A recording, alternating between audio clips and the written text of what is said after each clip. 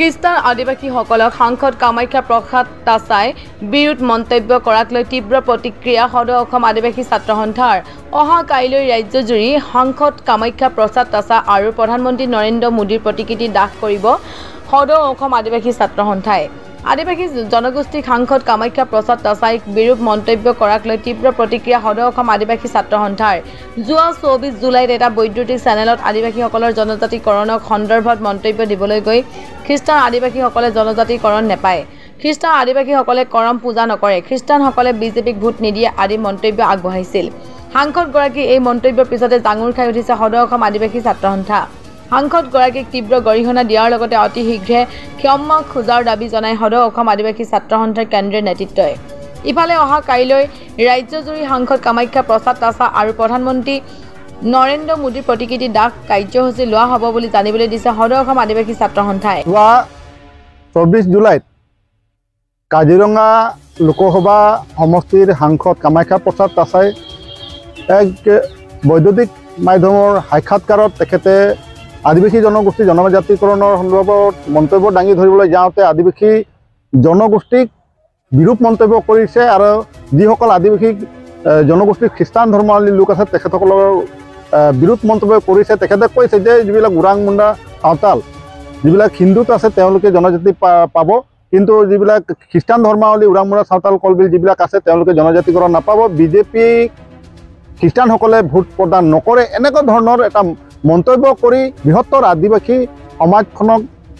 এটা ভাগ কৰিব বিচাৰিছে বিভক্ত কৰিব বিচাৰিছে এই ঘটনাক আমি তীব্ৰ নিন্দা প্ৰকাশ কৰিছোঁ আৰু কামাখ্যা প্ৰসাদ তাছাক শীঘ্ৰে আমি ক্ষমা বিচাৰিবলৈ আমি দাবী জনাইছোঁ সদৌ অসম আদিবাসী ছাত্ৰ সন্থাই ইয়াৰ প্ৰতিবাদত অহা কালিলৈ অৰ্থাৎ 28 জুলাইত ৰাজ্যজুৰি তেখেতৰ প্ৰতিমূৰ্তি দাহ কৰাৰ লগতে মাননীয় প্ৰধানমন্ত্ৰী নৰেন্দ্ৰ মোদীৰ প্ৰতিক্ৰিয়া দাহ কৰাৰ সিদ্ধান্ত ইতিমধ্যে আমি গ্ৰহণ কৰিছোঁ কাইলৈ ৰাজ্যজুৰি এই কাৰ্যসূচী আমি অব্যাহত ৰাখিম ইয়াৰ পিছতো তেখেতে ক্ষমা নিবিচাৰে অনাগত দিনত তেখেতৰ বাকগৃহ ঘেৰাও কৰাৰ দৰে আমি কাৰ্যসূচী ল'বলৈ সদৌ অসম আদিবাসী ছাত্ৰ সন্থা বাধ্য হ'ম আৰু কামাখ্যা প্ৰসাদ তাছাক সোঁৱৰাই দিছোঁ যে যি সংগঠন কৰি তেখেতে যে ৰাজনীতিৰ গাদী দখল কৰিছে সেই সংগঠনটো কিন্তু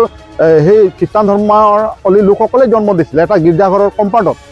আৰু তেখেত যেতিয়া ছাত্ৰ সংগঠন কৰি আছিল 1996 চনৰ 2 জুলাই তেতিয়া সদৌ অসম আদিবাসী ছাত্ৰ সন্থা জন্ম হৈছিল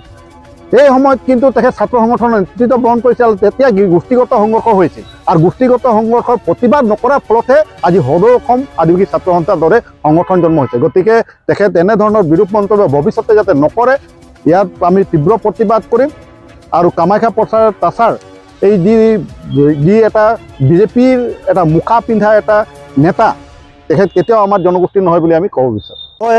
যোৱা 24 জুলাই তাৰিখে কাজিৰঙা লোকসভা সমষ্টিৰ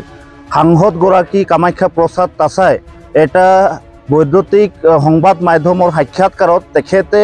আদিবাসীসকলৰ জনজাতিকৰণক লৈ যিটো বিৰূপ মন্তব্য কৰিছে তেখেতৰ এই মন্তব্যত কিন্তু সদৌ অসম আদিবাসী ছাত্ৰ সন্থাই একেমুখে তীব্ৰ ভাষাৰে গৰিহণা আৰু ধিক্কাৰ জনাইছোঁ তেখেতে উক্ত সাক্ষাৎকাৰত এটা কথা কৈছিল যে আদিবাসী লোকসকলক জনজাতিকৰণৰ মৰ্যাদাটো আদিবাসী খ্ৰীষ্টান লোকসকলে কিন্তু জনজাতিকৰণ নাপায়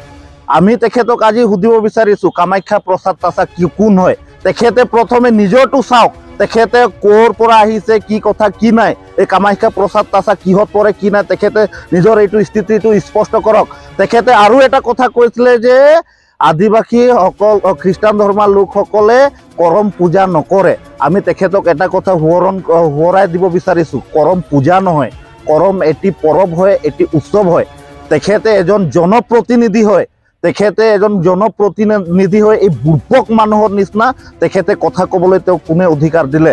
তেখেতক আজি আমি সদৌ অসম আদিবাসী ছাত্ৰ সন্থাই এটা কথা স্পষ্ট কৈছোঁ তেখেত এজন 4th গ্ৰেডৰ MP হয় আৰু তেখেতে আৰু এটা কথা কৈছিল যে খ্ৰীষ্টান ধৰ্মৰ লোকসকলে খ্ৰীষ্টান লোকসকলে বিজেপিক ভোট নিদিয়ে তেখেতক আজি এটা কথা স্পষ্ট আমি ক'ব বিচাৰিছোঁ তেখেতে দেখাই দিয়ক খ্ৰীষ্টানবিলাকে কোনটো সময়ত বিজেপিক ভোট দিয়া নাই যেতিয়া ভোটৰ সময়ত কিন্তু সেই কামাখ্যা প্ৰসাদ তাছাই খ্ৰীষ্টানবিলাকৰ নামঘৰত যায় এই খ্ৰীষ্টানবিলাকৰ গীৰ্জাঘৰত যায় খ্ৰীষ্টানবিলাকৰ ভৰিও ধুই দিয়েহি এই ভৰি ধোৱা পানীও খাই দিব সেইটো সময়ত কিন্তু এই ভোট এই ভোটবিলাক লৈ কিন্তু আজি তেখেতবিলাকে আমাৰ এই আদিবাসী সমাজক আজি বিভক্ত কৰাত চেষ্টা কৰিছে। আমি আৰু এটা কথা ক'ব বিচাৰিছোঁ অসমৰ মাননীয় মুখ্যমন্ত্ৰী ডাঙৰীয়া, আমি আপোনাৰ যিটো পৰিকল্পিতভাৱে আপুনি যিটো কূটনৈতিক কৰিছে এই আদিবাসীসকলক লৈ, ইয়াৰ পৰা কিন্তু সাৱধান হৈ থাকক। অন্যথা কিন্তু 2016 চনত যেনেকুৱা আমি কংগ্ৰেছক গাদীৰ পৰা লাত মাৰি আঁতৰাই দিছিলোঁ, সেম তেনেকুৱাই আপোনাৰ এই বিজেপি চৰকাৰকো এই আদিবাসীসকলে লাত মাৰিবলৈ কিন্তু আগন্তুক 2026ত আমি সাজু হৈ আছোঁ।